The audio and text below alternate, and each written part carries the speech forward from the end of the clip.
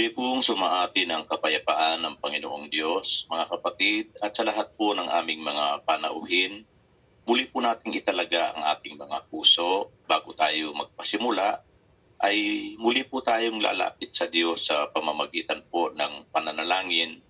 Hihingi po tayo ng kanyang awa at patnubay upang samahan tayo sa kabuuan ng ating pong pag-aaral sa oras na ito. Sama-sama po tayong dumulog.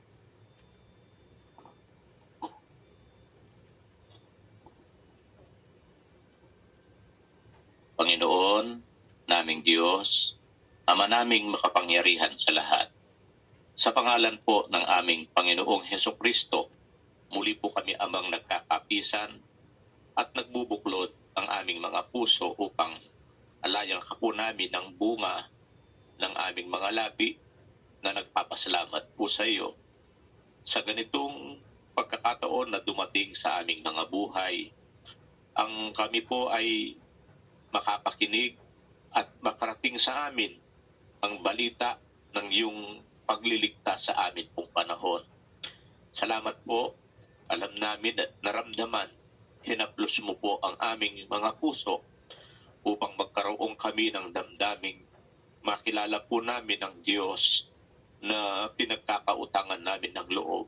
Salamat po, Ama, upang ang aming buhay ay hindi namin masayang at mabaliwala, kundi maipaglingkod namin sa iyo at sa iyong katotohanan. Sana po, Ama, basbasan mo ang bawat kaluluwang nagbabalik loob at nagsisikap na mapakinggang lahat ang iyong mga palatuntunan. Ikaw po ang nakakakilala sa aming lahat. Tanggapin mo po, Ama, ang mga tupa mong nagbabalik loob sa iyo. Sana tulungan mo po sa mga kahahadlangan, sa iba't ibang mga suliranin na kanilang kakaharapin. Mapagtagumpayan nawa nila amang makapagtagumpay upang makapagbalik loob sa iyo. Magkasama-sama po kami sa marapat na paglilingkod na tinatanggap mo po. Patawarin mo kami sa lahat ng aming mga pagkakamali. Pasensya ka na po, Ama. Marami kaming mga pagkukulang sa iyo at muli mo pong isugo ang iyong banal na Espiritu upang pangunahan kami sa aming mga pag-aaral. Maraming salamat po sa iyo, Panginoon, sa pangalan ng aming Panginoong Hesukristo.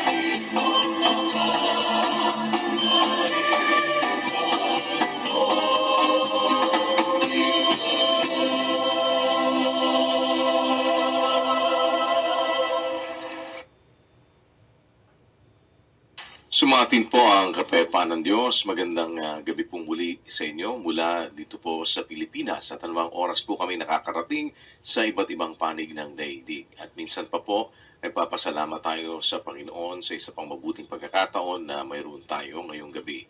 Kasama po ang ating mga kapatid sa Church of God International. Muli po ay nag-aanyaya kami sa inyo sa mga susunod na oras sa pagpapatuloy po ng ating pag-aaral ng mga doktrina ng ating Panginoong Hesukristo. At ngayon po, sa awa ng Diyos, ay nasa ikawalong araw na tayo. Ngayong araw po na ito, araw ng Miyerkules. At ito po naman ay kapapalooban lamang ng 14 na araw. At nakakawalong araw na po tayo sa awa ng Panginoon ngayong gabi.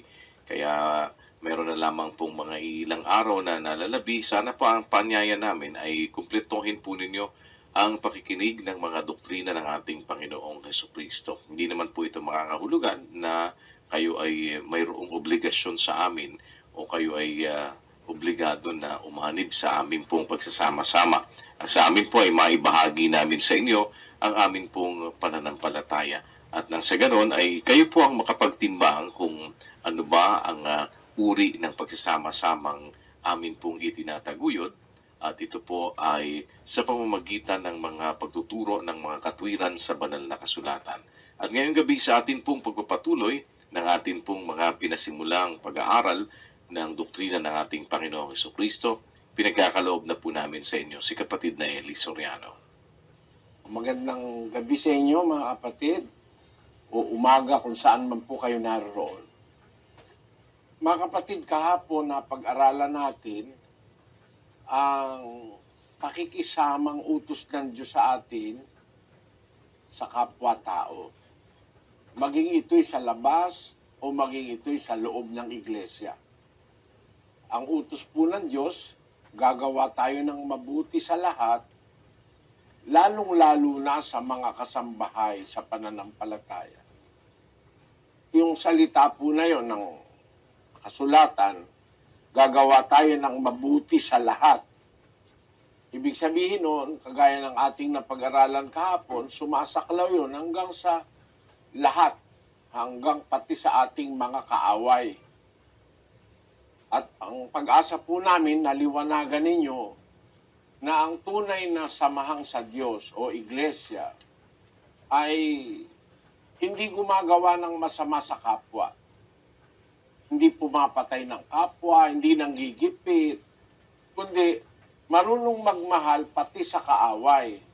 Pagka ang kaaway nagutom, papakainin, at pagka ang kaaway na uhaw, paiinumin.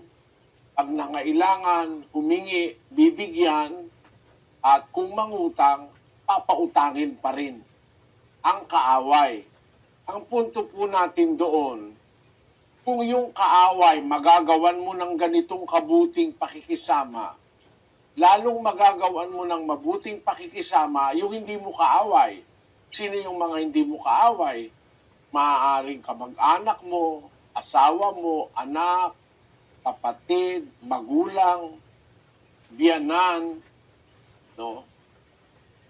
Lahat ng yon magagawan mo na ng mabuti kasi pag natuto tayong gumawa ng mabuti sa lahat, pati sa kaaway, lalo nating maaaring magawa ng mabuti ang hindi naman natin kaaway. Ang logic puro ng lohika, kung magagawan mo ng mabuti yung gumagawa ng masama sa iyo. Kaya nga kaaway mo, ginagawan ka ng masama. Kung magagawan mo siya ng mabuti, lalo mong magagawa ng mabuti yung hindi naman gumagawa ng masama sa iyo. Diyan po natin ipagpapatuloy ang ating pag-aaral ngayon. Mayroon tayong pananagutan sa Diyos na gawin ang mabuti sa lahat, gaya ng nabasa natin kahapon. Pananagutan po ng mga kaanib o ng gustong umanib sa iglesia ng Diyos na gumawa ng mabuti sa lahat ng mga tao pati sa kaaway. Ano po yung pananagutan natin mga kapatid? Pakinggan nyo sa Filipos 2:15-16. Upang kayo'y maging walang sala at walang malay, mga anak ng Diyos na walang dungis, sa gitna ng isang lahing liko at masama, na sa gitna nila'y lumiliwanag kayong tulad sa mga ilaw sa sanglibutan. Ang sabi po ng kasulatan, ang mga lingkod ng Diyos sa iglesyang katotohanan upang kayo ang wikay maging mga walang sala, walang malay, mga anak ng Diyos na walang dungis sa gitna ng isang lahing liko at masama. Sa gitna nila'y lumiliwanag kayong tulad sa mga ilaw sa sanglibutan. Tayo pala, kumbaga sa ilaw, dapat hindi pundido. Dapat nagbibigay liwanag. At ang paraan ng pagbibigay liwanag sa gitna ng mga taong walang liwanag, yung nasa 16, tuloy po natin. Na nagpapahayag ng salita ng kabuhayan. Nagpapahayag ng salita ng kabuhayan. Ang atin pong pamumuhay, pwedeng magsalita, pwedeng magpahayag. Tandaan niyo po, ang ating pamumuhay, pwedeng magsalita. Gaya nga lang nung sabi sa English, action speaks more than word. Ang ating ginagawang pamumuhay, pakikisama, paggawa ng mabuti, paglingap sa kapwa-tao, pag-ibig sa kapwa, nagpapahayag yun ng salita ng Diyos, ng salita ng kabuhayan. Ang ating paraan ng pamumuhay, pwede pong magpahayag ng mabubuting bagay, magbigay ng liwanag o ilaw sa mga taong nasa kadiliman. Yan po ang kalooban ng Diyos. Pananagutan natin ito, mga kapatid. Bakit gusto ng Diyos na tayo sa pakikisama sa lahat ng tao, maging para tayong liwanag? Bakit po gusto ng Diyos maging para tayong liwanag, halimbawa, at pinanggagalingan ng lahat ng kabutihan at pagmamahal? Bakit po? Basahin natin ang 2:12 ng unang Pedro. Na kayo'y magkaroon ng timtimang ugali sa gitna ng mga hentil, upang sa mga bagay na ipinagsasalita nila laban sa inyong tulad sa nagsisigawa ng masama, dahil sa inyong mabubuting gawa na kanilang nakikita, ay purihin nila ang Diyos sa araw ng pagdalaw. Ayun. Dahil ang wika sa inyong mabubuting gawa, kung kayo meron timtimang ugali, kahit nagsasalita pa ang tao ng masama laban sa atin, dahil ang wika sa inyong mabubuting gawa na kanilang nakikita, purihin nila ang Diyos sa araw ng pagdalaw. Alam nyo, mga kapatid, napakaraming mga tao galit sa akin, masama ang sinasabi. Pero ngayon, marami sa kanila kasama na sa iglesia. Marami sa kanila nakaintindi ng aral dahil sa nakita nilang pagbabago sa buhay ng mga kapatid. Meron nga isang lalaki, hihiwalayan yung asawa niya pag sumama sa iglesia. Sumaksa ka ikakesuryano mo. Sabing gano'n. Nung makita niya na nagbago yung asawa niya, pagkaraan ng ilang panahon, bigla na lang may yumakap sa akin. Akala ko kung anong gagawin masama sa akin. Yung pala, nung yakapin ako, nandito sa tabi niya yung asawa niya. Bradley, sabi niya, patawarin mo ako. Bakit? Nung araw halos patayin ko yung asawa ko dahil galit ako sa iyo . Pero nung makita ko yung pagbabago sa asawa ko, ayun, nangyari sa kanya, humingi siya ng tawad sa akin dahil nagtataka ka ako nung una. Galit ako sa'yo, di ka namang gumawa sa akin ng masama. Eh kasi, yung kanyang mga kamag-anak, Iglesia ni Manalo, kung ano-anong paninira ang sinasabi, galit siya sa akin. Hindi naman siya nakakapakinig pa ng aral. Pero nung yung asawa niya ay maanib sa iglesia, naging instrumento yung asawa niya para mabuksan din ang kanyang puso. At yun naman ang sinasabi sa 3:1 ng unang Pedro. Pakinggan nyo. Gayon din naman, kayong mga asawang babae, pasakop kayo sa inyong sari-sariling asawa, upang kung ang ilan ay hindi tumalima sa salita, ay mga hikayat ng walang salita sa pamamagitan ng ugali ng kani-kanyang asawang babae. Pati yung hindi tumatalima sa salita ng Diyos, nahihikayat sa pamamagitan ng ugali ng asawa na kaanib sa iglesia. Yun din ang sinasabi ni San Pedro, na kahit nagsasalita sila sa inyo ng masama, sa pamamagitan ng inyong mabubuting gawa na kanilang nakikita, purihin nila ang Diyos. Alam niyo kung bakit, mga kapatid, tayo binigyan ng pananagutan na maging mga ilaw ng sanlibutan? Eh kasi, para ang tao matutong mayroong tunay na Diyos. Kasi yung tunay na Diyos, nahahayag sa pamumuhay ng mga tumanggap sa Kanya. Ang Diyos po ay isang kapangyarihan na makapaghahari sa ating pagkatao.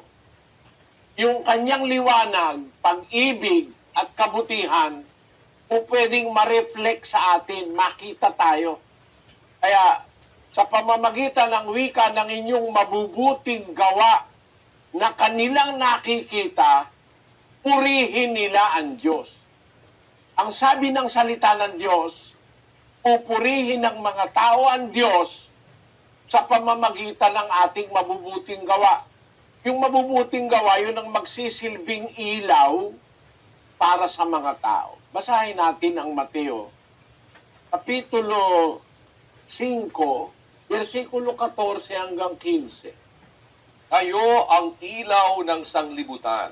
Ang isang bayan na natatayo sa ibabaw ng isang bundok ay hindi maitatago. Hindi rin nga pinaniningasan ng isang ilawan at inilalagay sa ilalim ng isang takalan, kundi sa talagang lalagyan ng ilaw at lumiliwanag sa lahat ng nangasa bahay.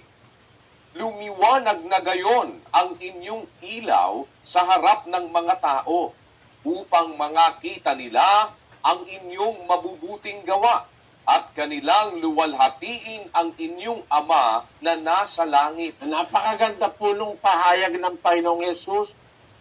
Lumiwanag na gayon ang inyong ilaw sa harap ng mga tao. Ano yon? Upang makita nila ang inyong mabubuting gawa at kanilang luwalhatiin ang inyong Ama na nasa langit. Eh, ang nangyari dun sa iba imbis na ang mga tao'y lumuwalhati sa Ama, nawala ng gana sa Diyos ang ibang mga tao dahil sa maraming relihiyon. Sabi nung isang nasa Pampanga, para-pareho kayo mo. Sabi nga, pare-pareho lang kayo. Nung bago po ako nangangaral sa Pampanga, pare-pareho lang yan. Isa pa yung mga ngwarta, sabi gano'n. Eh kasi, iglesia ka, masama rin ang ugali. Iglesia, pumapatay din ng kapwa. Nanggigipit din. Akala nila lahat na iglesia pareho. Kaya, imbis na purihin ng Diyos, nalalait.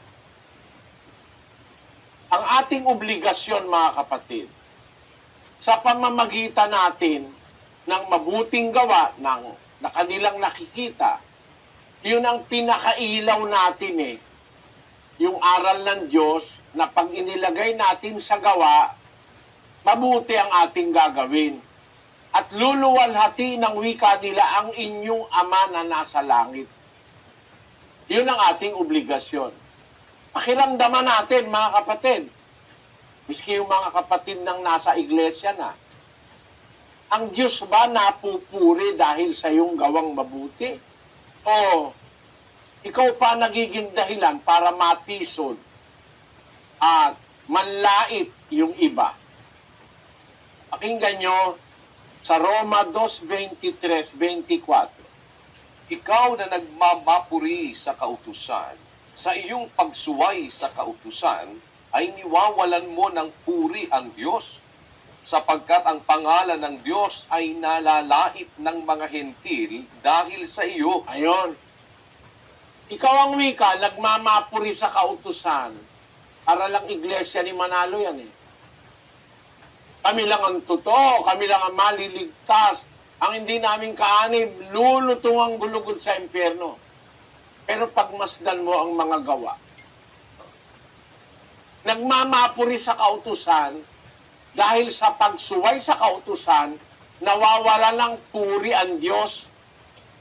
Ang pangalan ng Diyos nalalait tuloy, napipintasan ng mga hentil o ng mga hindi sumasampalataya. Kaya ngayon, tinan ninyo ha, kilala ko naman na kayang mga yan. Kilala ko kayang mga yan, kaya hindi kumaanib dyan eh. Kasi, magmapuri ka man na ikaw ang totoo, kayo ang sa Diyos, kayo lang ang maliligtas.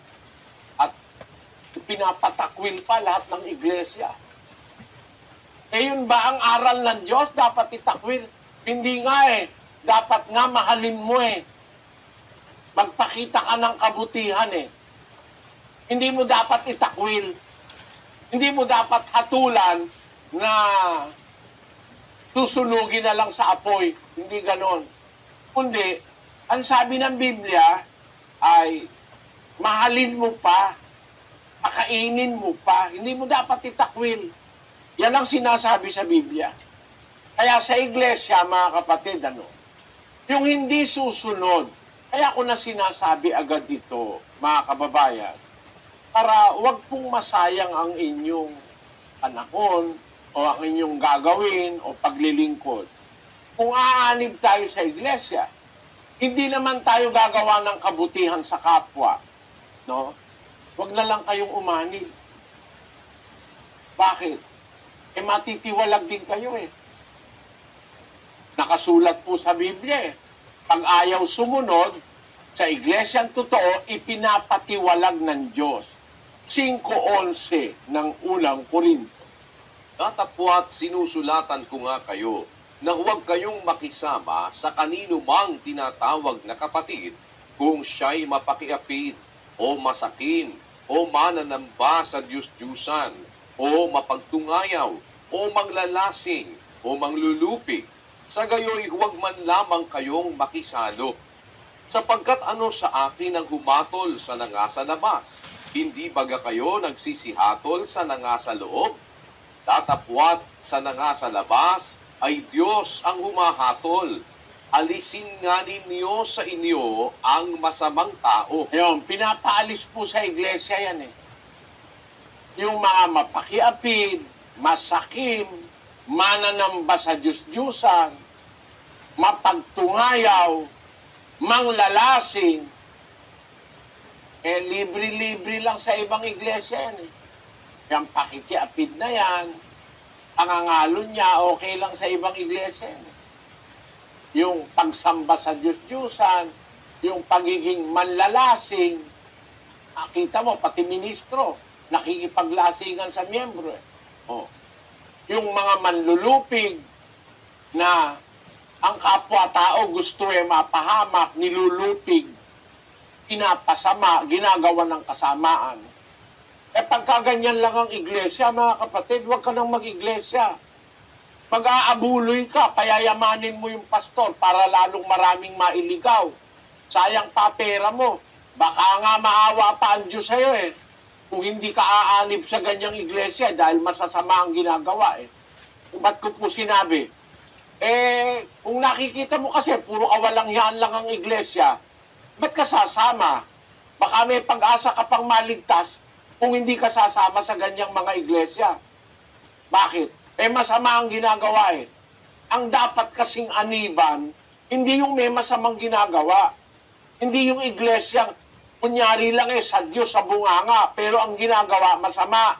Tito 1:16. Sila'y nangagpapanggap na nakikilala nila ang Diyos, ngunit ikinakaila sa pamamagitan ng kanilang mga gawa. Palibhasa'y mga malulupit at mga masuwayin at mga itinakwil sa bawat gawang mabuti. Yun, nagpapanggap, nakikilala nila ang Diyos, ngunit ikinakaila sa pamamagitan ng kanilang mga gawa. Kaya sa atin, ang pananagutan natin sa Diyos, gumawa ng mabuti sa lahat. Huwag tayong manggigipit. At ikaaway natin kung mapapakain natin at mapapainom na kainin mo pang kaaway mo, painumin mo, sabi ng Diyos. Pautangin mo pag nanghihiram, bigyan mo ang sa'yo humihingi. Yan ang aral ni Kristo. Yung tunay na Diyos sa Biblia, hindi malupit. Pero, pag halimbawa, nasa iglesia ka na, ayaw mo namang gumawa ng mabuti. Ang ginagawa mo, pakikiapid, mga masasakim, mananamba sa Diyos-Diyusan, mapagtungayaw, manglalasing, manlulupig, sa gayoy wag man lamang kayong makisalo, sabi sa iglesia. Ano sa akin ang humatol sa nanga sa labas?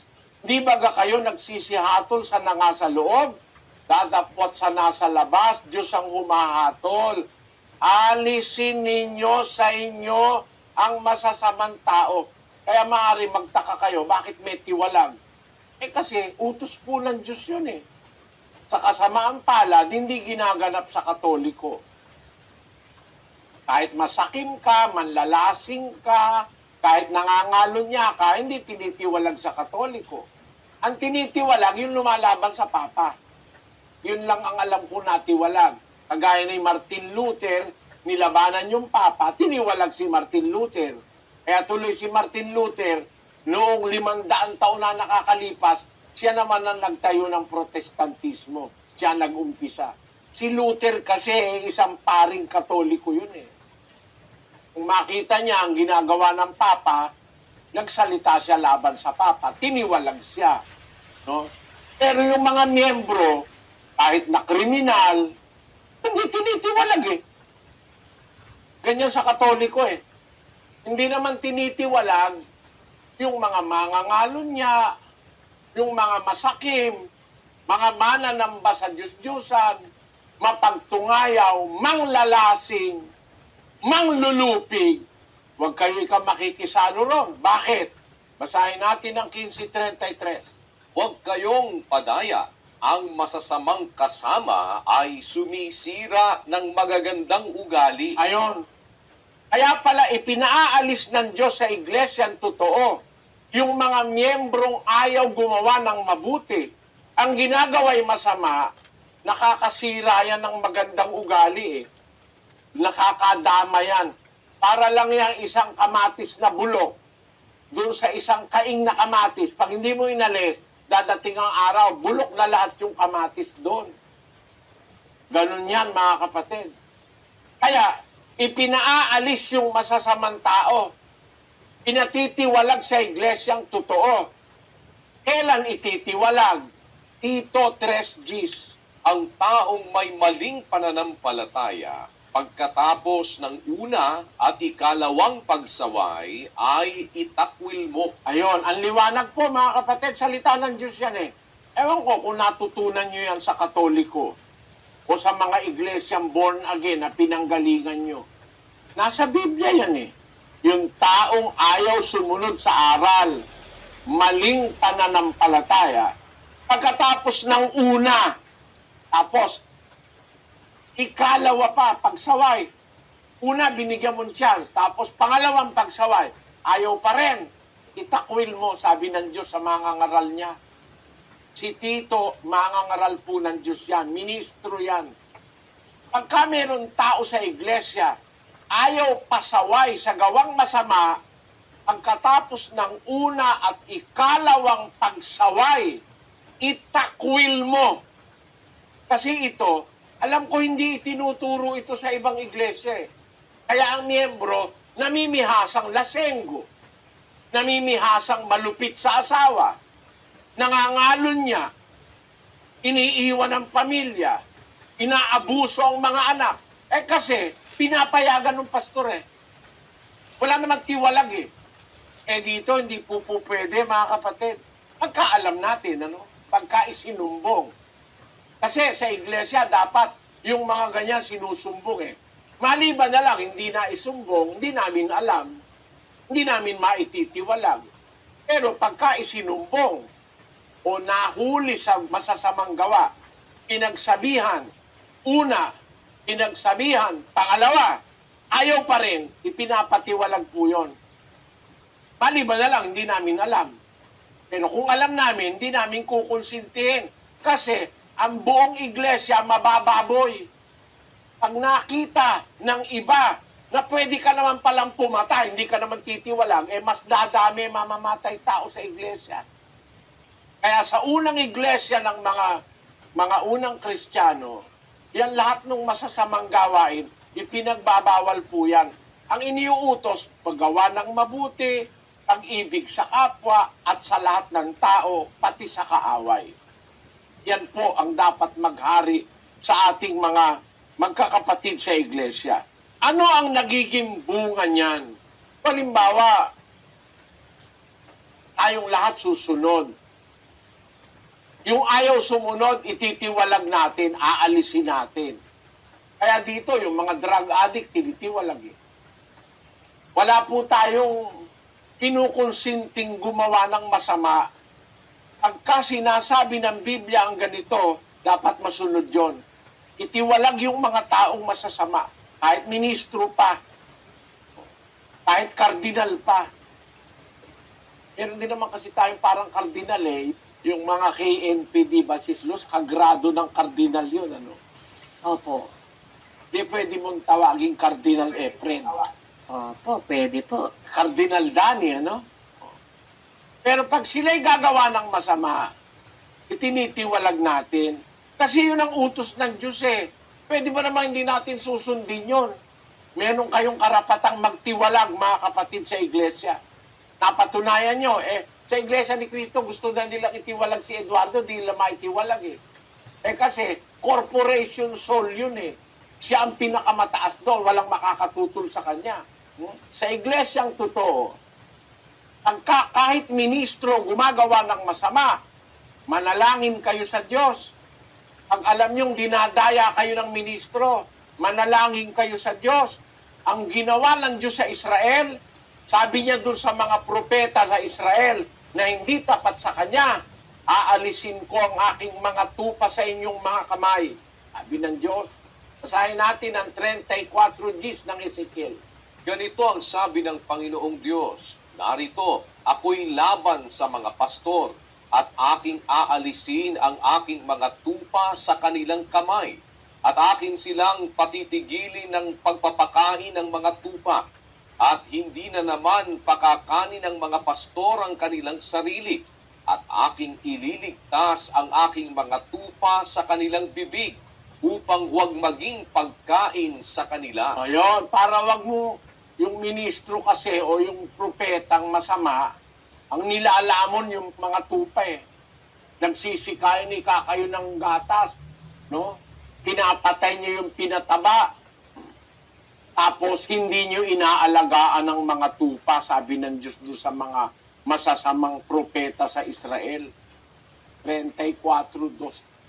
Anak ng tao, manghula ka laban sa mga pastor ng Israel.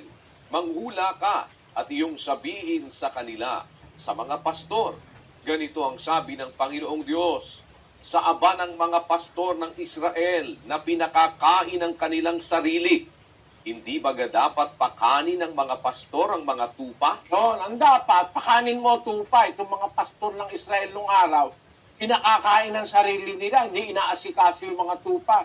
Kaya sabi ng Diyos, aalisin ko sa inyong kamay ang aking mga tupa. Hindi na kayo magpapakain at hindi nyo na rin sila makakain. Ayun. Kaya dito sa samahang sa Diyos, mga kapatid, huwag kayong matakot. Kahit yung umaakay sa inyo, gumagawa ng masama, niloloko kayo, dinadaya kayo, pinagsasamantalahan kayo, manalangin kayo sa Diyos, mga kapatid, na alisin kayo. Halimbawa ako, manalangin kayo sa Diyos na alisin kayo sa aking kamay. Madaling magagawa ng Diyos sa isang pastor na magpapahamak ng kanyang inaakay, yung tunay na sa Diyos na mga tao. Gaya sa Israel, talagang sa Diyos yun eh. Pero nung dumating yung punto na pati yung mga pastor nila, yung mga hari nila, gumagawa ng masama, inalis ng Diyos. Inalis ng Diyos ang mga Israelita sa kanila. Inalusob ang Israel sa hari ng Babylonia. Kinuha ng hari ng Babylonia ang mga Israelita, dinala sa Babylonia at inalipin doon. Inalis ng Diyos doon sa mga pastor at doon sa hari na nanloloko sa kanila nung panahon na yon. Ang ibig ko lang ipunto, mga kababayan, ang iglesia, pagka ang namumuno, malupit. Walang awa sa nanay, sa kapatid, no? Talagang nung mabasa ko yung talata, sabi ko, biro mo pati nanay mo, itiwalag mo. Pati kapatid mo, gipitin mo, itiwalag mo. Para masabi ito ng isang nanay, may natatakot sa magagawa ng kanyang anak. No? Basahin mo yung Kawikaan 19:26. Ang sumasamsam sa kanyang ama at nagpapalaya sa kanyang ina ay anak na nakakahiya at nagdadala ng kakutyaan. Ulitin nga natin yan, kapatid na Daniel. Ang sumasamsam sa kanyang ama at nagpapalaya sa kanyang ina ay anak na nakakahiya at nagdadala ng kakutyaan. Basahin natin sa English. He that wasteth his father and chaseth away his mother is a son that causeth shame and bringeth reproach. Kasi pag hindi na sang-ayon sa kanilang ginagawang mali, delikado lagay mo. Ganyan ba, mga kapatid, ang iglesia na po pwede mong ipagmarangal sa kapwa? Yan ba ang iglesyang aaniban mo? Ang sabi ng Diyos, yung sumasamsam sa kanyang ama, nagpapalaya sa kanyang ina, anak na kahiya-hiya. Meron pa isang talata, 20:20 ng Kawikaan. Siyang sumusumpa sa kanyang ama o sa kanyang ina, ang kanyang ilawan ay papatayin sa salimuot na kadiliman. O, ang sumusumpa sa kanyang ama at sa kanyang ina, ang kanyang ilawan papatayin sa salimuot na kadiliman. Talagang totally kang magdidilim. Hindi po ito pang-aatake. Pagtuturo ito ng aral ng Diyos. Ikinukumpara ko sa inyo ang aral sa iglesyang totoo na nasa Biblia. Yung iglesyang nasa Biblia, hindi po malupit yon. Marunong magmahal pati sa kaaway. Paano mong gagawin na pati nanay mo, pati mga kapatid mo, gipitin mo, kunin mo pati titulo at pirmahan mo ng ikein mo para makuha mo lang yung, mapaalis mo yung kapatid mo. Ganun ba ang ipapakita natin sa kapwa-tao at sa Diyos, mga kapatid? Sana wag nating gagawin yan. Kasi sa tunay na iglesyang nasa Biblia, may utos na pagtitiwalag. Ang utos sa atin, gumawa ng mabuti sa kapwa, pati sa kaaway. Magliwanag ang ating ilaw, magliwanag ang ating mabubuting gawa.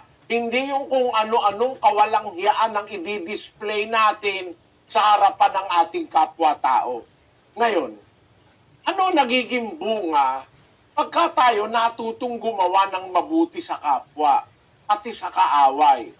Mabuti sa asawa, mabuting gawa sa anak, sa magulang, sa biyenan, sa kapitbahay. Ano nagiging bunga niyan? Pakinggan nyo sa 11:30 ng Kawikaan. Ang bunga ng matuwid ay punong kahoy ng buhay, at siyang pantas ay humihikayat ng mga kaluluwa. Ayun. Pagka pala matuwid tayo, makakahikayat tayo ng kaluluwa. No?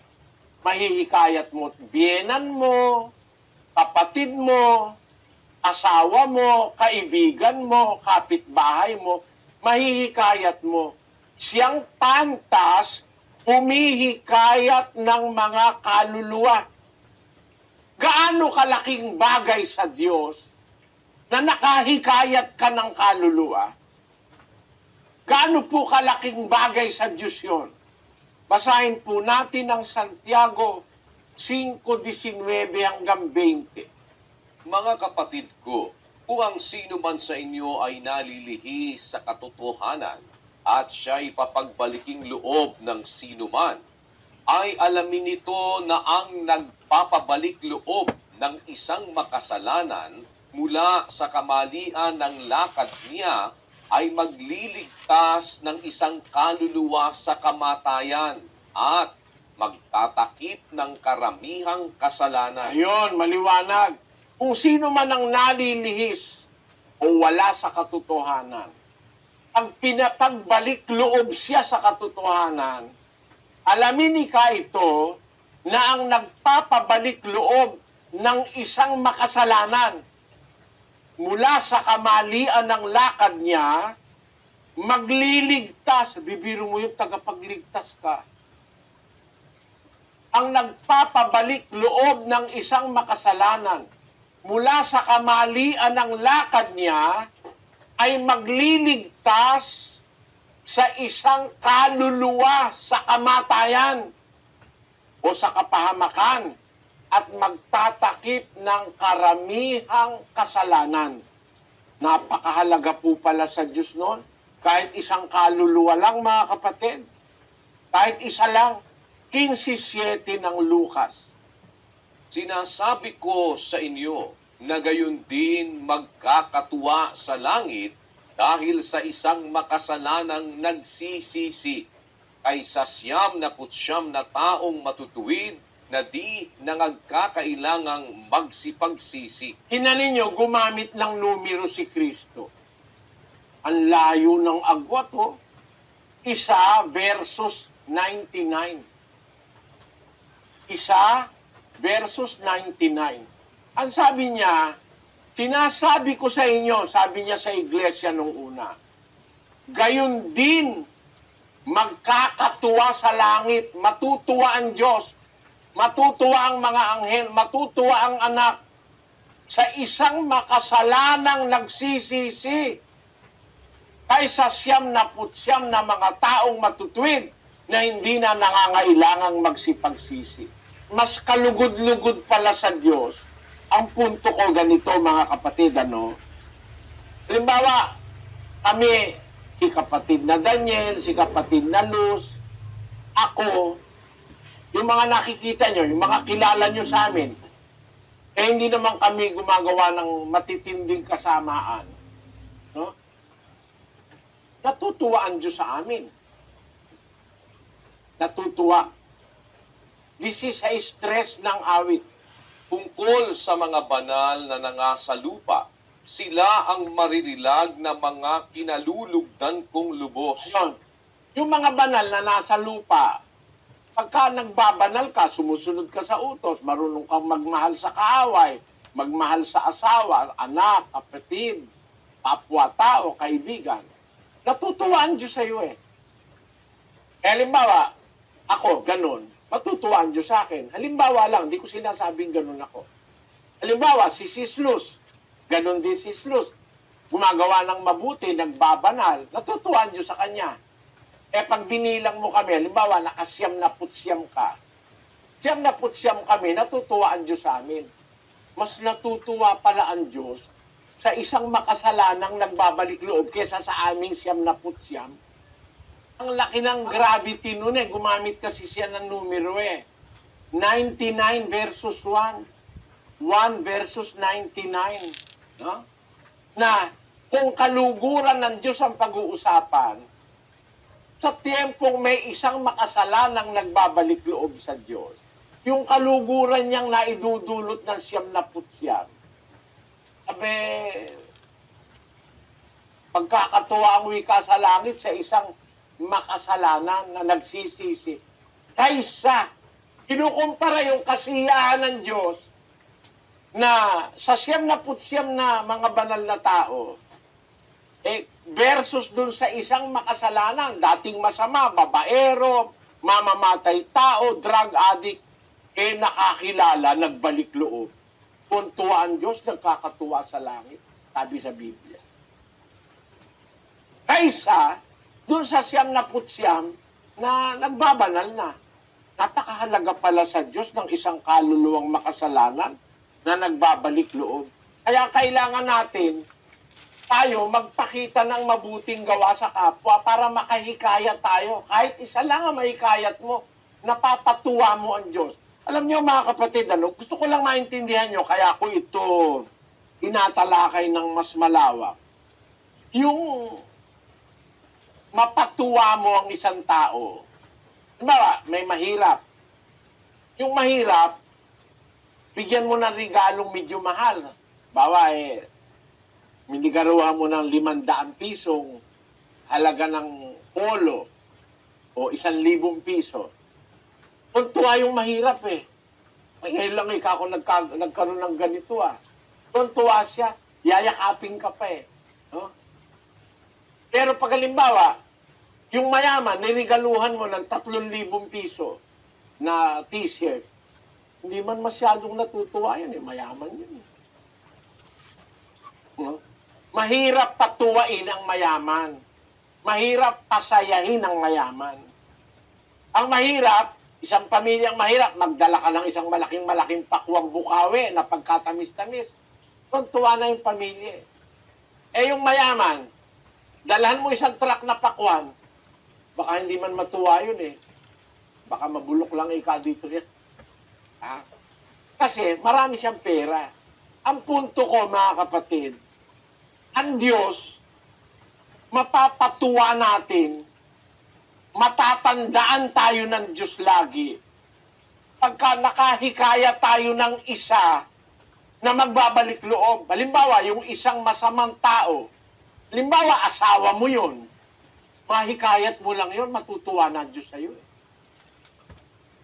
Halimbawa, yung anak mo, masamang tao, bisyoso, drug addict, masama ang gawain, nahikayat mo, matutuwa ang Diyos sa'yo Merong ministro tayo, dating drug addict, ngayon, maayos. Hindi ba natutuwa ang Diyos doon, Mga kapatid na naririto ngayon, o nakikinig, mga panauhin, pagka po pala tayo kaanib sa iglesia na totoo, nahikayat mo yung asawa mo, nahikayat mo isang anak mo, 2, 3, natutuwa ang Diyos sa'yo, naliligaya ang Diyos sa'yo. Kaya ito, obligasyon natin ito Kaya po tayo tinuturuan ng makisama ng mabuti, gumawa ng mabuti sa kapwa, para mahikayat natin, ulitin nga natin yung 11:30, kapatid na Daniel. Ang bunga ng matuwid ay punong kahoy ng buhay, at siyang pantas ay humihikayat ng mga kaluluwa. Ayun, siyang pantas, humihikayat ng mga kaluluwa, makakahikayat tayo, mga kapatid. Tingnan ninyo yung mga kapatid na nung araw na turuan ko. 1968, nangangaral na ako sa Binangonan, Rizal. Yung mga kapatid na nahikayat ng pangangaral, nagbunga na sila dahil sa kanilang gawang mabuti, naanib yung kapitbahay, naanib yung anak, yung biyanan. Kaya dumami ng dumami kapatid sa iglesyang ito, nahikayat hindi dahil sa trabaho. Dahil wala naman kaming patrabaho. Nahikayat hindi dahil sa impluensya sa gobyerno. Hindi. Dahil wala naman kaming impluensya sa gobyerno. Nahikayat hindi dahil marami kaming pera. Dahil wala naman kaming pera. Pero bakit lumalaki at lumalaganap ang samahang ito? nakakahikayat ang mga kapatid dahil sa mabubuting gawang ipinakikita sa kapwa. Ang salita ng Diyos ay totoo. Sabi ng Diyos, ang pantas, humihikayat ng mga kaluluwa. At kahit isa lang ang mahikayat natin, mga kapatid, natutuwa ang Diyos sa atin.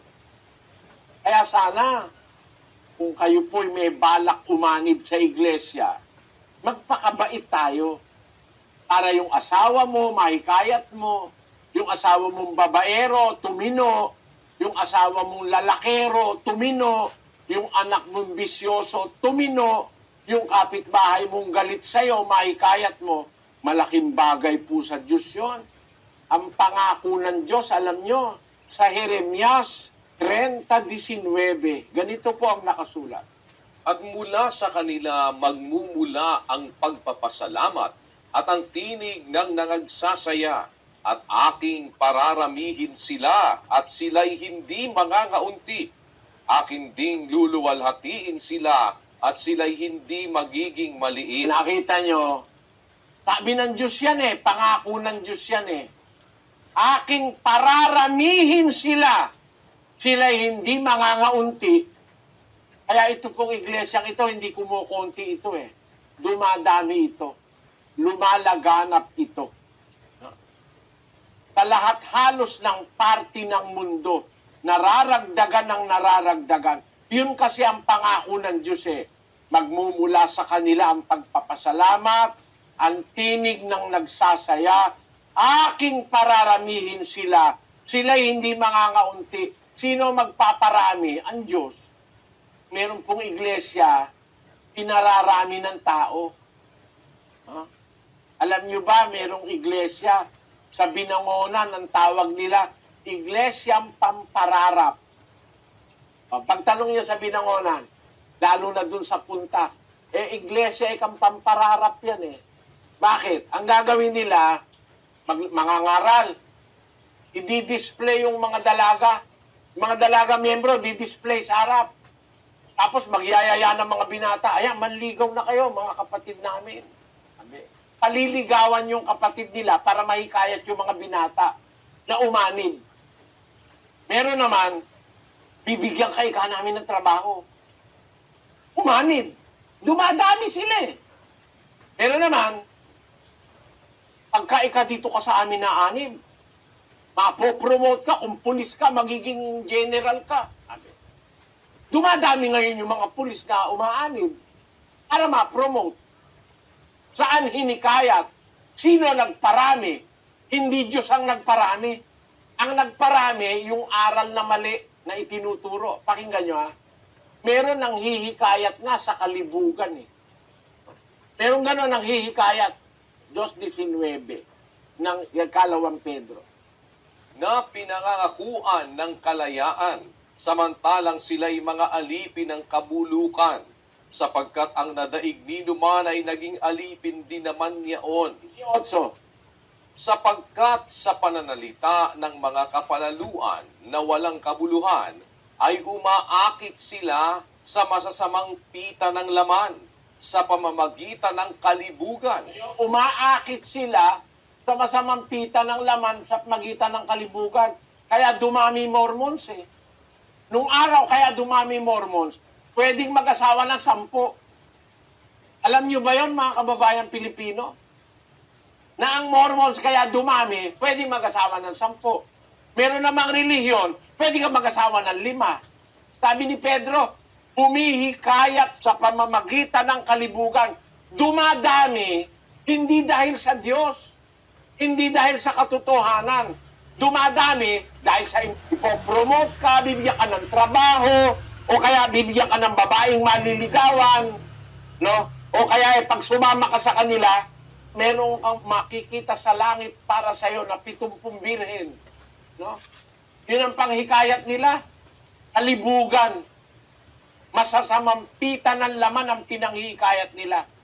Tingnan ninyo ang aral ng Mormons. Wala sa Biblia ito. Babasahin lang po natin. The Church of Jesus Christ of the Latter-day Saints, ang kanilang libro, Doctrines and Covenants, section 132 to verse 61 and 62. Pakibasa mo, kapatid na Daniel. And again, as pertaining to the law of the priesthood, if any man espouse a virgin and desire to espouse another, and the first give her consent, and if he espouse the second, and they are virgins, and have vowed to no other man, then is he justified. He cannot commit adultery, for they are given unto him. For he cannot commit adultery with that belongeth unto him, and to no one else.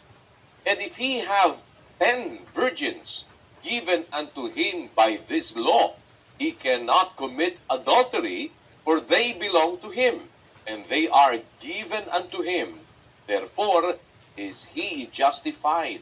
Po ang aral ng Mormons, pwede kang mag-asawa ng 10 virgin.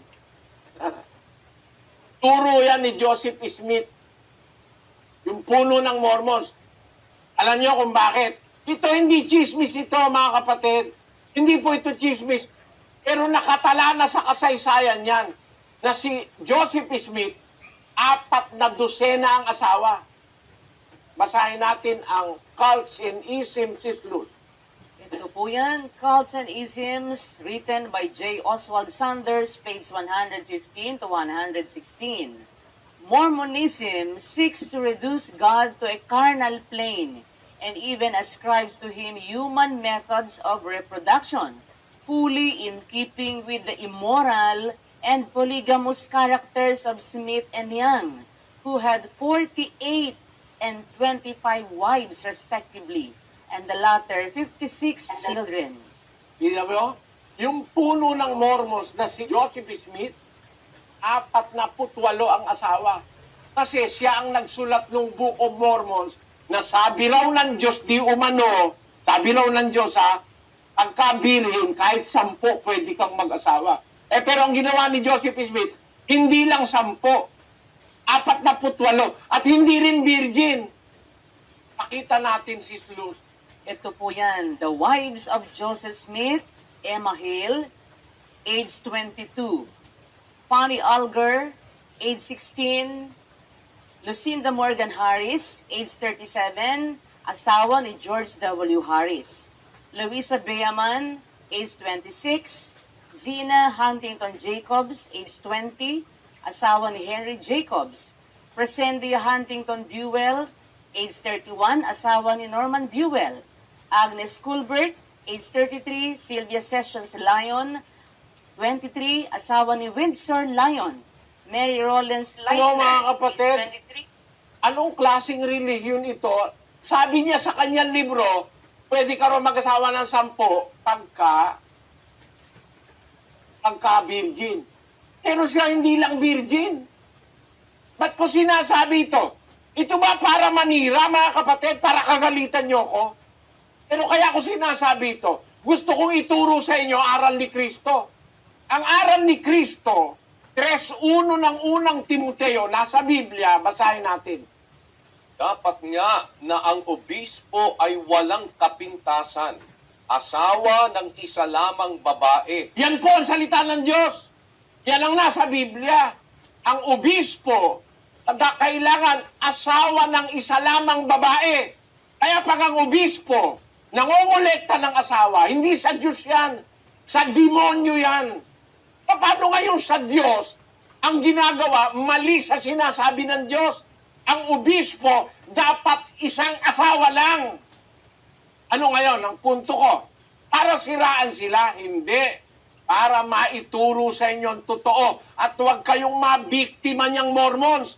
At ng mga iglesia na nagsasabing sila'y sa Diyos. Pero ang ginagawa, labag sa aral ng Diyos. Diyan ba kayo magagalit sa akin, mga kababayan? Alam nyo, binugbog na ako ng iglesia ni Manalo sa Guagua. Na-ospital ako ng 7 araw. Inabangan ako sa Tarlac, dudukutin ako ng iglesia ni Manalo. Kamagalang Pampanga, saksi yung chief of police, hinabol kami ng 12 lalaking may karit. Nanganganib ako pagka nagsasabi ko ng totoo eh. Pero ba't ko sinasabi ito? Para wag kayong mabiktima ng maling aral. Kasi ang nasa Bibliang aral, yun ang dapat nating matanggap. Nagkukumpara po ako para makita nyo ang totoo. Pakinggan nyo sa isang talata ng Ecclesiastes 7:27. Narito, ito'y aking nasumpungan, sabi ng mga ngaral, na iniaagapay ang isang bagay sa iba upang matagpuan ang kadahilanan. Ayan. Ang isang bagay dapat iaagapay mo sa iba para makita mo yung katotohanan, yung kadahilanan. No? Maganda nga yung sa pagkakasalin sa Kastila at saka sa Portuges.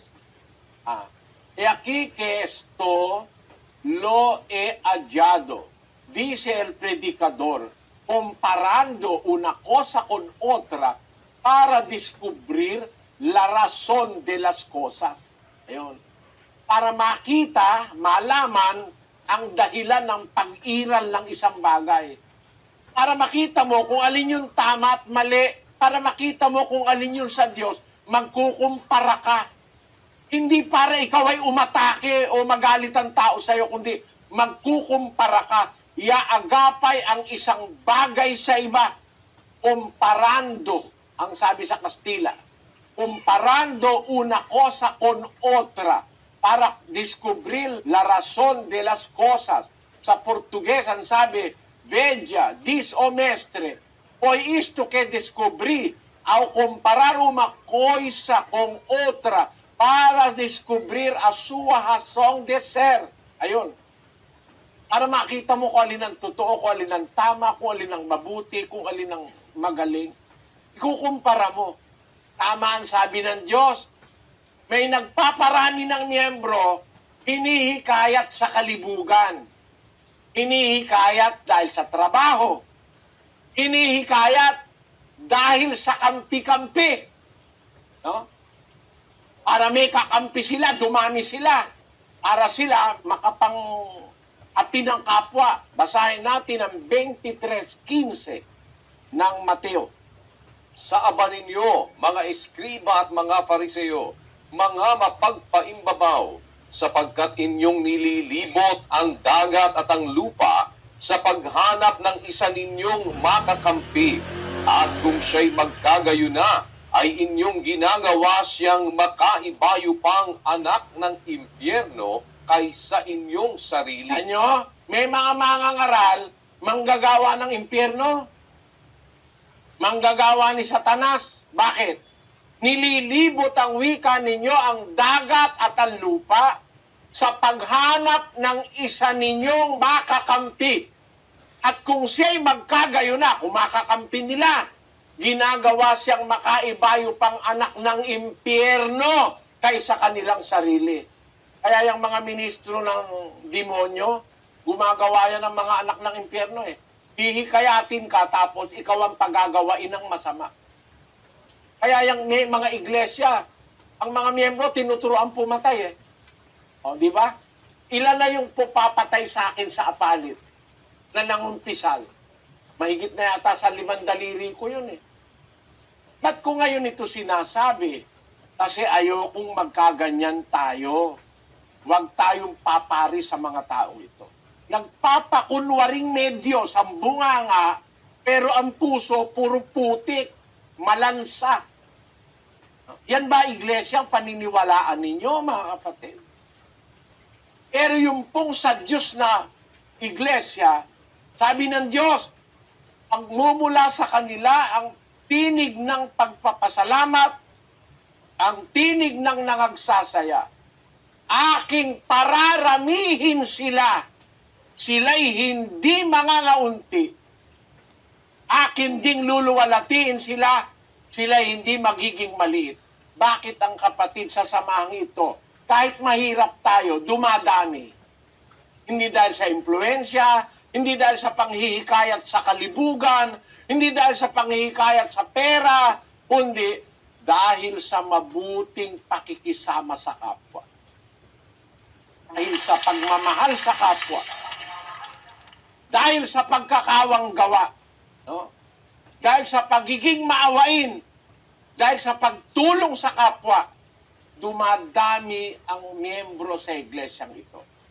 At ito talagang parami. Kasi nasa Biblia, ang gawaing ito mag-uumpisa sa Pilipinas, sa Silangan, papunta ng Kaluluran. No? Babasahin ko po sa inyo.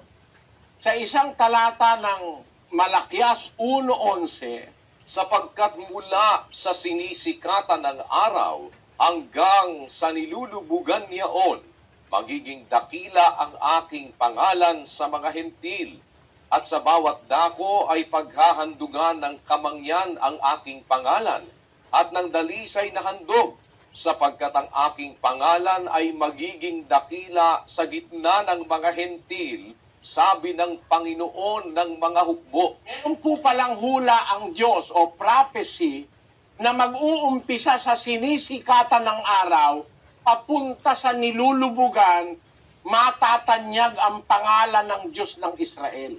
Magiging dakila ang kanyang pangalan. Ang kahulugan po nito, mayroong gawain ng Diyos na mag-uumpisa sa silangan, papunta ng kaluluran, kaya dadami. No? Lalaganap. Hindi dahil sa panghihikayat sa laman, sa trabaho, sa impluensya, sa kalibugan, sa babae, hindi doon. Kundi, sabi ng Diyos, mababalitaan ang kanyang pangalan, mag-uumpisa sa silanganan, papunta sa nilulubugan ng araw. Ang kasinonimo niyan, yun po ang gawain ng pagliligtas ng Diyos. Mag-uumpisa sa silangan. Basahin natin ang 8:7 ni Zacarias.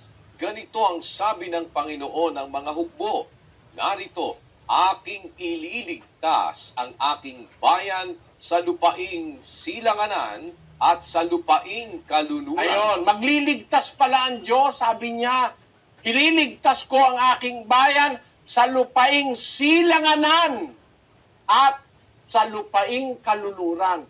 Magkakaroon ng bayan ng Diyos, mag-uumpisa sa silanganan, papuntang kaluluran.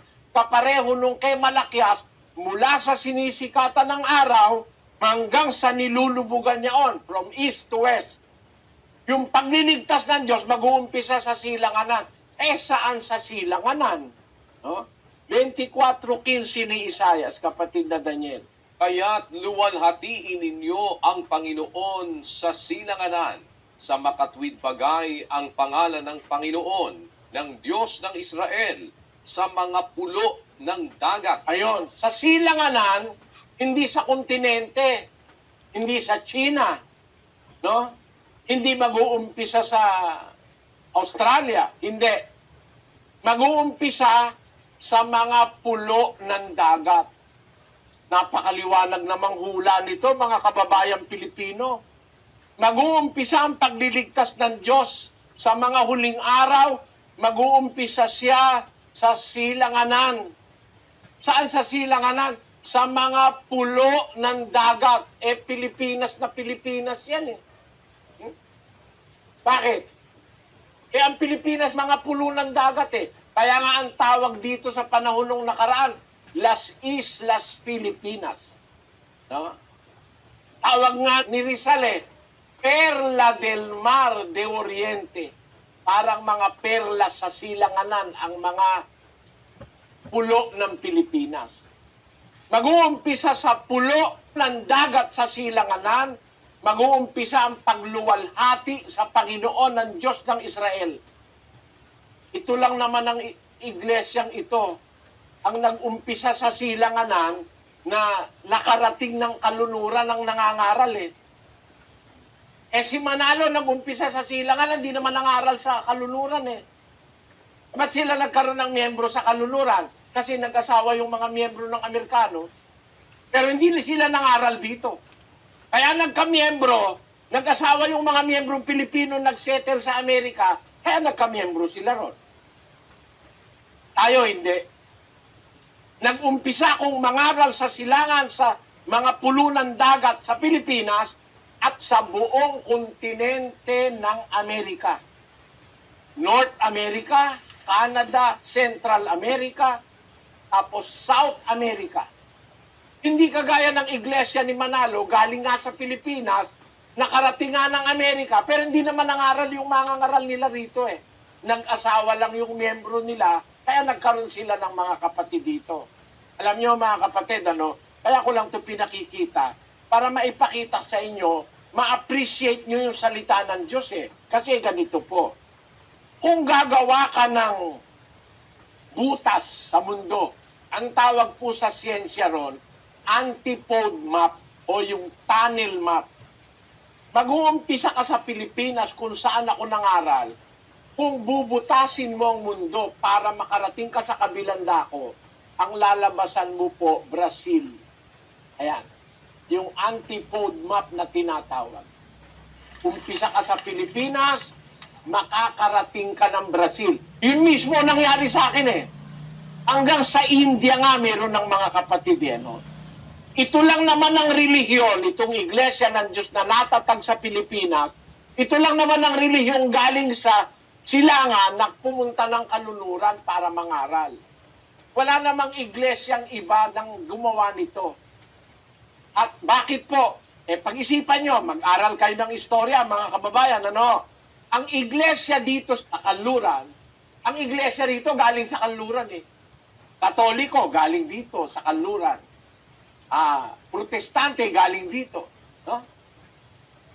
Ang tanging iglesia ngayon dito na galing silangan papuntang kalunuran itong iglesia ng Diyos.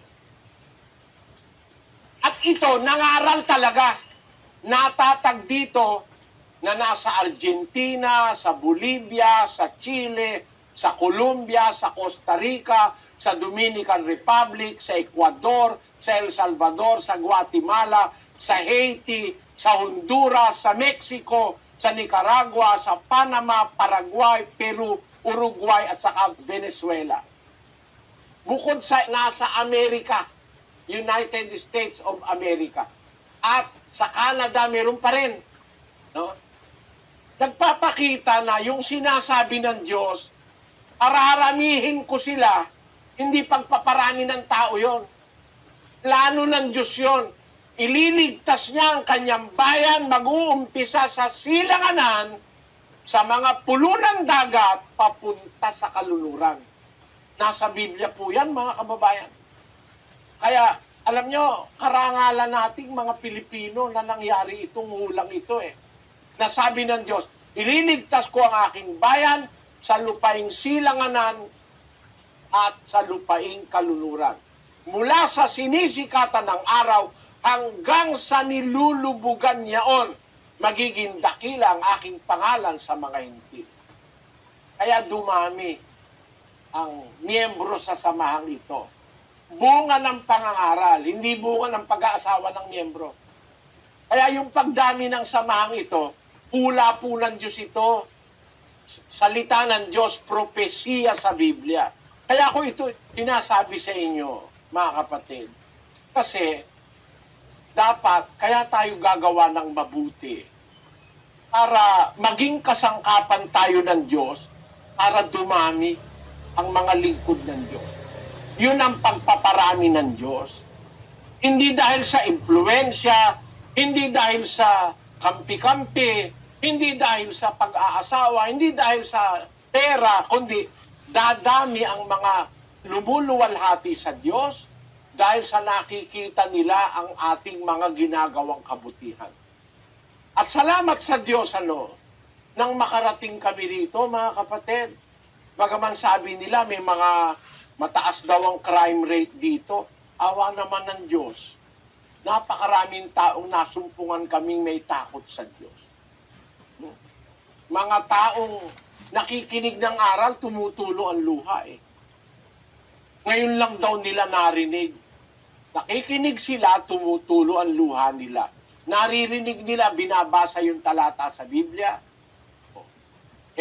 Tumutulo ang luha ng mga taong ito. Malalaki, mababae, tumutulo ang luha. Dahil sa salita ng Diyos. Hindi dahil nabigyan ng pera, hindi dahil sa kung anumang dahilan. Naintindihan nila yung aral ng Diyos. Natutupad yung sinasabi ng Diyos, pararamihin ko sila. Hindi sila mangangaunti.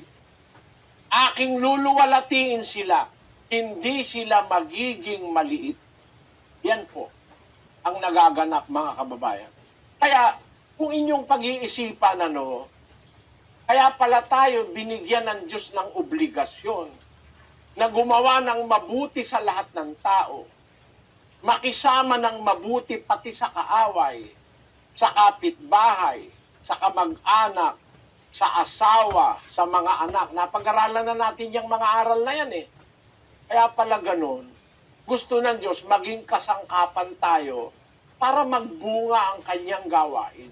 Magbunga ang katwiran. Sabi ng Biblia, ang bunga ng matuwid ay punong kahoy ng buhay at ang pantas ay humihikayat ng mga kaluluwa. Nakakahikayat tayo dahil sa katwiran, hindi dahil sa iba't ibang impluensya ng tao. Dahil sa katwiran na naliliwanagan ng mga tao. Dahil sa katwiran na hindi nila narinig sa ibang mga iglesia rito. Tandaan nyo mga kapatid, tayo po ang unang-unang iglesia galing sa silangan na nakarating dito para mangaral. Ano man ang gawin nila ngayon, ang kinatuparan ng hula na magmumula sa silangan sa mga pulunan dagat, ang pagliligtas ng Diyos ay kami po ang kauna-unahan dito. Walang nauna sa amin. Dito sa parting ito ng kanluran. Para matupad yung sinasabi ng Diyos, mula sa sinisikatan ng araw, papunta sa dilulubugan niyaon, ililigtas ko ang aking bayan sa lupaing silanganan at sa lupaing kalunuran. Dapat maging bahagi po ng pananampalatayang tatanggapin ninyo, mga kapatid, ang pinagmulan ng pananampalataya ninyo. Hamak na bansa ang Pilipinas. Sa buong mundo, kung tignan ng mga Pilipino, dahil alam nila domestic helpers. Pero dito po, hindi domestic helpers ang tingin nila sa amin. Mahal nila kami rito dahil sa aral na napakinggan nila. Meron silang mga patotoo hindi ko na lang mapapatugtog lahat May pastor, 45 taon na pastor siya ng asembleya. Nung marinig niya ang aral dito, lumayas siya doon. 25 taong pastor, merong 17 taong pastor. Ang dami nun Hindi ko na lang natatandaan lahat Nang marinig nila yung aral, talaga palang sa Biblia, may hula pala ikang magdadala ng totoo dito sa amin.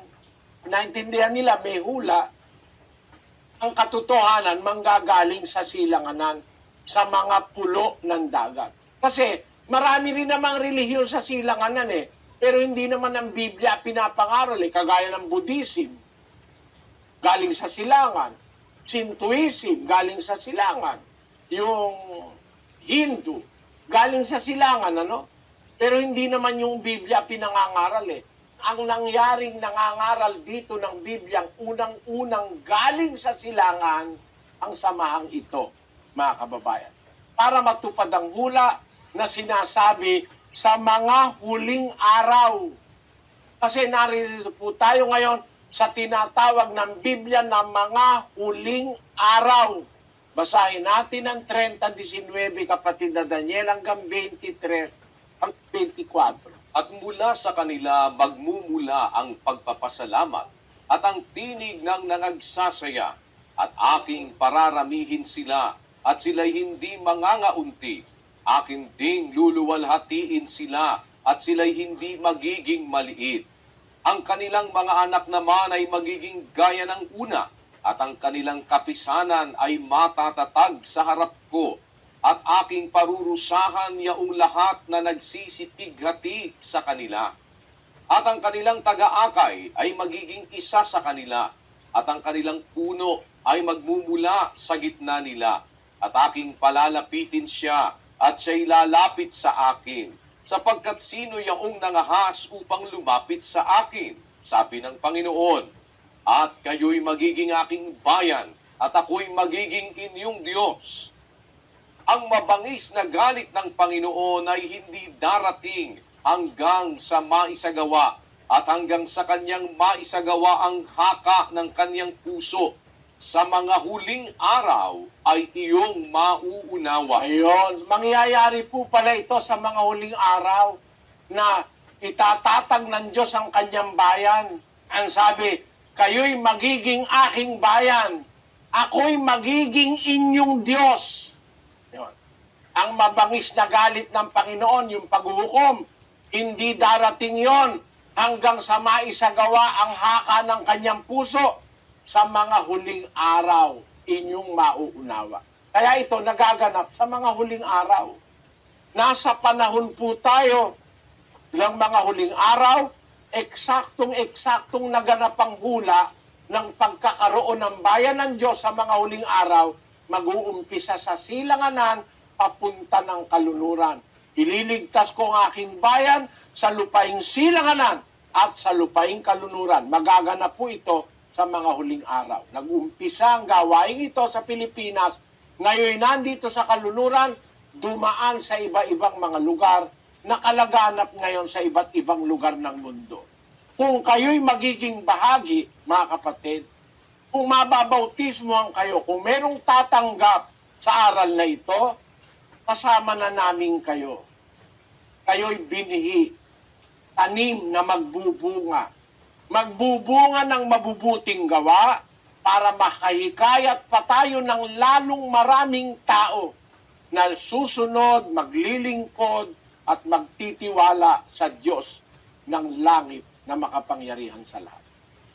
Bukas po ang pag-aaralan natin, mga kababayan, ay ang aral ng Diyos kung paano natin matutuklasan ang pag-ibig sa kapatid at sa kapwa. Saan mag-uumpisa na maintindihan natin na kailangan nating umibig, gumawa ng mabuti sa kapatid at sa kapwa-tao.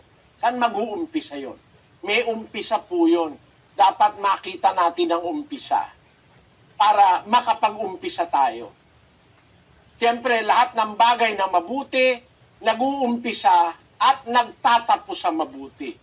Actually po, kasi sa Biblia, mga kapatid, sa Biblia po, pagka inumpisahan mo, hindi natapos, hindi mabuti.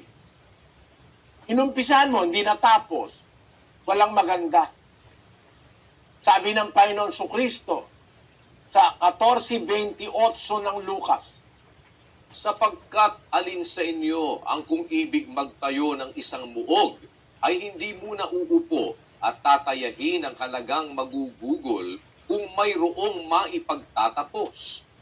Baka kung mailagay na niya ang patibayan at hindi matapos, ang lahat ng mga makakita ay magpasimulang siya'y libakin. Nasabihin, nagpasimula ang taong ito na magtayo at hindi na kayang tapusin. ayon, hindi maganda yung hindi tapos eh. Kung ang ginagawa mabuti, dapat matapos mo. Ngayon, alam nyo, dapat para matapos tayo, umpisahan natin ang tama. Ang tama po, yun ang pag-aaralan natin, yung umpisa. Paano tayo mag-uumpisang gumawa ng mabuti sa kapwa? Ano tayo mag-uumpisang gumawa ng mabuti sa kapatid? Saan dapat mag-umpisa yon? Yun po ang ating pag-aaralan bukas. Sana po balik kayo, mga kapatid. Mga kapatid, kung nakakapagsalita po ako na parang laban sa inyong kalooban, huwag kayong magalit. Wala kaming layong manira o mang-atake ng kahit na sino. Nakikita nyo siguro ang intensyon ko para liwanagin sa inyong aral ng Diyos, para mabuo sa ating kaisipan yung aral ng Diyos. Hindi po para atakihin ng kahit na sino. Kaya umaasa po ako sa awa at tulong ng Panginoon, sana bukas uli at sana samahan tayo ng Panginoon, mga kapatid, lalo na po sa inyong pakikinig ng aral. Kapatid na Daniel, Opo, at muli po tayong nag-aanyaya para sa araw ng kinabukasan kung loloobin po ng Panginoon para po sa atin namang ika-siyam na gabi ng atin pong gagawing o ginagawang mass indoctrination. Yan po ay bukas araw ng Huwebes dito sa atin sa Pilipinas, alas 7 pa rin ng gabi. Kung loloobin po, sana ay muli ninyo kaming mapaunlakan. At minsan pa, nagpapasalamat po kami sa inyong lahat na tumugon sa atin pong paanyaya at nagpapasalamat tayo sa Panginoon sa isang mabuting pagkakataong ipinagkaloob sa atin.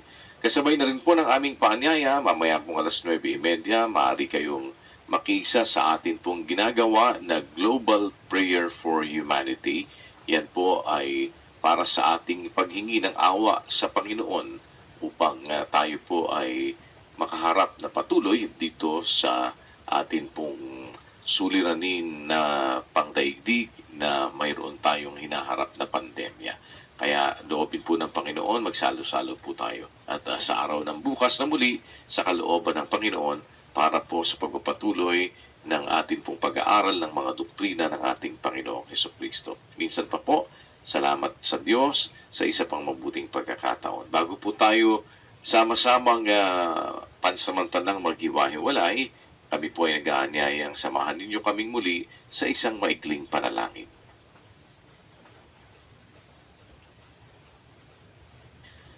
Sama-sama po tayong magpasalamat sa Panginoon. Panginoon naming Diyos, amang makapangyarihan sa lahat. Sa pangalan pong muli ng aming Panginoong Hesukristo, salamat po Ama sa iyong mayamang awa sa aming lahat. Salamat po. Naririyan ka upang gabayan kami. Pinulot mo kaming isa-isa mula sa kamalian ng aming mga paglakad. Binigyan mo ng pagkaunawa sa iyong mga salita. Ama, utang po namin na kailanman ay hindi matutumbasan ang lahat ng iyong kabutihan sa amin. Salamat po na sa kabila ng aming mga pagkukulang, kailanman ay hindi ka nagkulang sa amin. Ang iyong pagmamahal, Ama, ang umaakay sa amin upang matuwid ang aming mga paggawa. Alalahanin mo sana ang mga sumusubaybay sa pag-aaral na ito. Sana po tulungan mo sila sa kanilang mga pagsusuri. Naway, magkasama-sama kami sa matuwid na paglilingkod sa iyong katotohanan.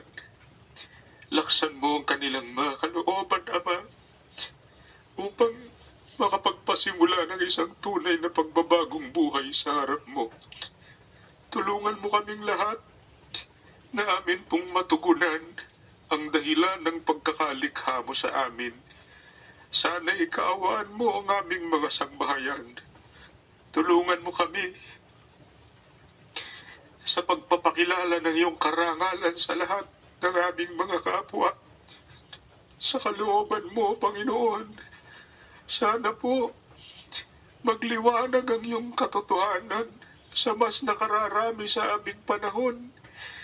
Mahabag ka sa mga tumaranas ng matitinding kahirapan at mga nawawala ng kalooban dahil sa mga hirap na aming mga dinadaanan. Ama, sa iyo po namin inihahabilin ang aming mga buhay at kapalaran. Maraming salamat po sa iyong pakikinig sa aming mga pagdaing sa pangalan ng aming tagapagligtas na si Kristo Jesus. Amen.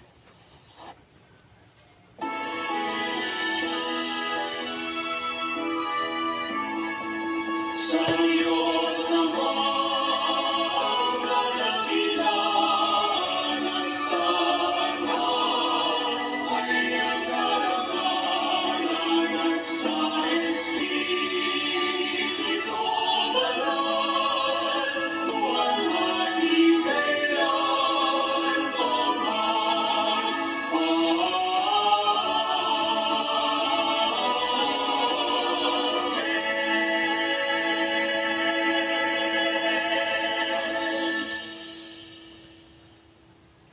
ang walang hanggang pag-ibig ng ating Diyos amang nasa mga langit, ang biyaya ng pagliligtas at pagpapagaling ng ating Panginoong Heso Kristo, at ang pakikipisan ng Santong Espiritu, siya na ang maghari sa ating mga puso, magpakailan-kailanman. Amen.